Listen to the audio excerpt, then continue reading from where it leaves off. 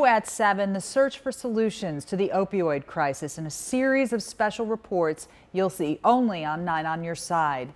Getting a Fix looks at what the medical world, law enforcement, and communities can all contribute. The Scripps National Bureau and Newsies spent weeks digging deep into this problem. Tonight, Eugene Daniels shows us how doctors trying to help their patients might have actually contributed to the crisis. Well, about 17 months ago, the world changed. Over the last few years, there's been a dramatic rise in prescription misuse or abuse. Most healthcare professionals agree that a large part of the problem started with the overprescribing of opioids for pain. We did this to ourselves. I mean, about 15 years ago, there was a big push to make pain the fifth vital sign. You got to treat pain. You got to treat pain. And we did it, and now here we are. The #1 cause of death in the United States in individuals under the age of 50 is drug overdose. That's frightening.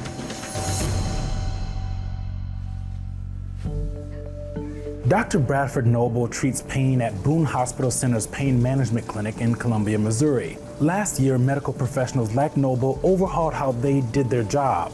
All the doctors of my generation would probably tend to agree that we didn't get much training as far as pain management during medical school. When OxyContin came on the market in 1996, treating pain was becoming a more serious duty in the medical field. But pain is hard to treat, and opioid medications like OxyContin, Percocet, and Vicodin made it easier. And they just went to the doctor wrote them some Vicodin, the Vicodin seems to work. Well, that's not necessarily the best treatment. The Centers for Disease Control and Prevention reports from 1999 to 2014, sales of opioid pain medications quadrupled across the country.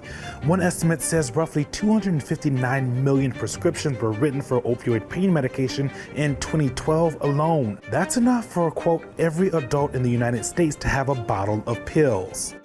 When an opiate is ingested, it gets into the bloodstream and then it goes to receptors that are in the brain, really in the core of the brain that are responsible for desire and emotion.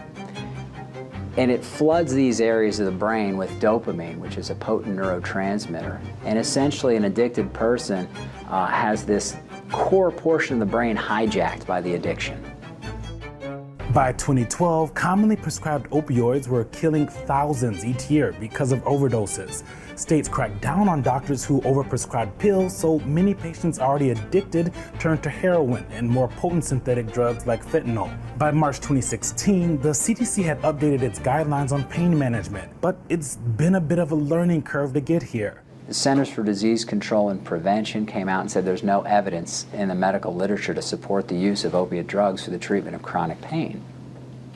That's a big problem. The conversation now really is not, well, you're going to have to get on opiate medication. There's a whole world of other options. Noble says he also encourages home remedies like pain creams, heating pads, and anti-inflammatory drugs like ibuprofen to treat pain. We should note, the CDC hasn't told doctors to stop using opioids to treat chronic pain. I think it's really important to realize that we've got a real mess here with this opiate epidemic, and we talked about some of the ways to treat opiate addiction and help those folks. But there's another part to the puzzle, and that is how are we going to prevent new folks becoming addicted over time?